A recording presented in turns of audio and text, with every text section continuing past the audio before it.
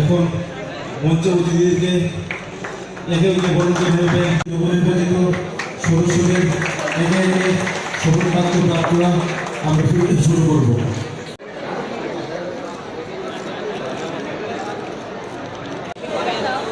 আজকে আমাদের ডুকলি ব্লকের পঞ্চায়েত সমিতির আর শপথ গ্রহণ অনুষ্ঠান আমাদের এই আমতলী কমিউনিটি হলে আমাদের ব্লকের পক্ষ থেকে আয়োজন করা হয়েছে।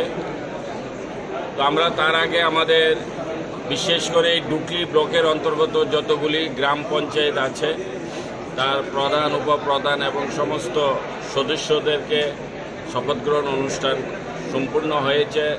প্রধান উপপ্রধানের শপথ গ্রহণ সম্পূর্ণ হয়েছে। তো আজ আমাদের যিনি এই ব্লকের ডুকলি ব্লকের চেয়ারম্যান এবং ভাইস চেয়ারম্যান হবে এবং যারা পঞ্চায়েত সমিতির সদস্য আছে তাদের শপথ গ্রহণ এবং চেয়ারম্যান ভাইস চেয়ারম্যান আমরা সেই শপথ গ্রহণ আজকে দেখব।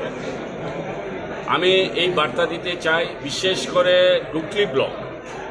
ডুকলি ব্লকের সাথে আমাদের যুক্ত আছে আমাদের বাদারঘাটের 5টি পঞ্চায়েত এবং আমাদের গোলাঘাটির 3টি পঞ্চায়েত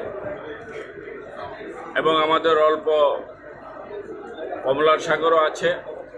কিন্তু আমাদের সূর্যমণি নগর হচ্ছে মেইন রোড।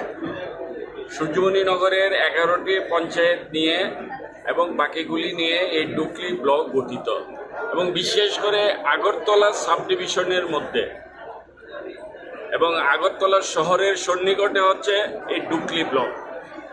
তার জন্যে ডুকলি ব্লকের প্রতি সকলেরই একটা দৃষ্টি থাকে।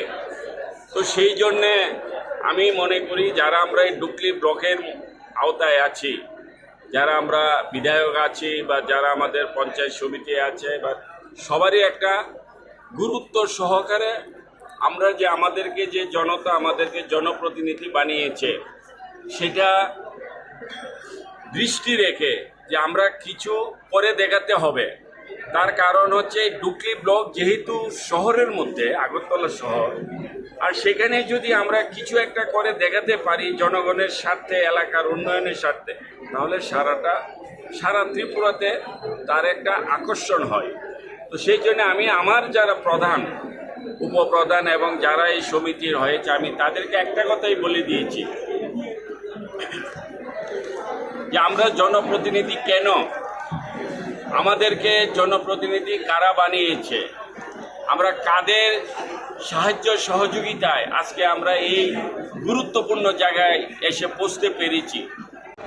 জনগণের চাহিদা অনুযায়ী এলাকার যে উন্নয়নের প্রয়োজন, রাস্তাঘাট, জল, বিদ্যুৎ থেকে শুরু করে সরকারি সমস্ত বেনিফিশিয়ারিগুলি যেন সঠিক ব্যক্তিদের হাতে পৌঁছতে পারে, সেইগুলি হচ্ছে আমাদের সর্বপ্রথম কাজ এবং এটা হচ্ছে আমাদের মূল দায়িত্ব।